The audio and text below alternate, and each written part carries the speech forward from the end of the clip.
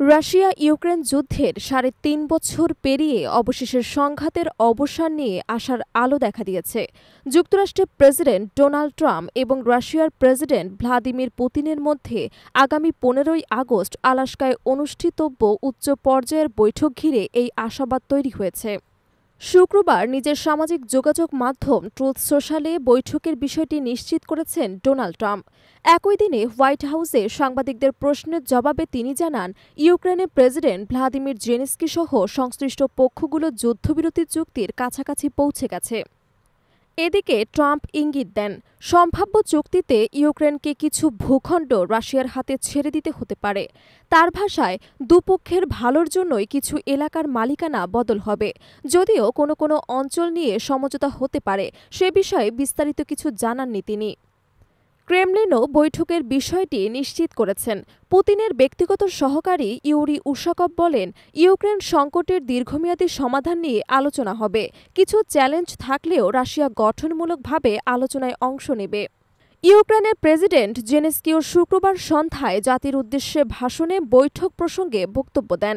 তিনি বলেন, যদি রাশিয়ার উপর যথেষ্ট চাপ সৃষ্টি করা যায় তাহলে যুদ্ধবিরতি সম্ভব। এদিকে জেলেনস্কি জানান, ইতোমধ্যেই ১ ডজনের বেশি দেশের নেতার সঙ্গে কথা বলেছেন এবং যুক্তরাষ্ট্রের সঙ্গে নিয়মিত যোগাযোগ রাখছেন। রাশিয়া ইউক্রেন উত্তেজনার পেছনে দীর্ঘ ইতিহাস রয়েছে। ২০১৪ সালে রাশিয়া ক্রিমিয়া উপদ্বীপ দখল করার পর থেকে ইউক্রেন ন্যাটোর সদস্যপদ পাওয়ার চেষ্টা চালিয়ে আসছে।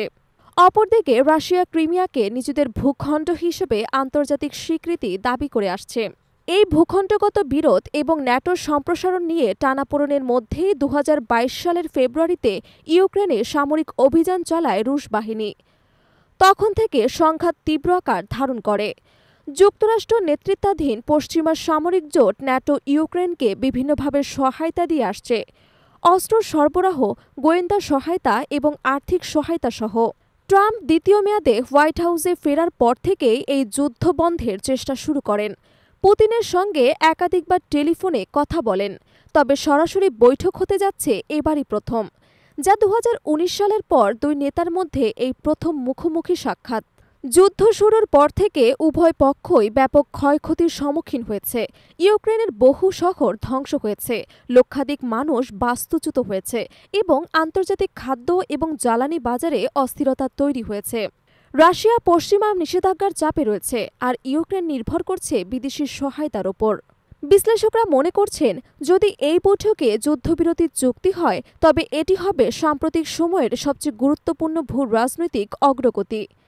তবে চুক্তি বাস্তবায়নের পথ সহজ হবে না, কারণ ভূখণ্ড হস্তান্তর, নিরাপত্তা নিশ্চয়তা এবং ন্যাটোর ভূমিকা সহ নানা জটিল ইস্যুর সমাধান করতে হবে।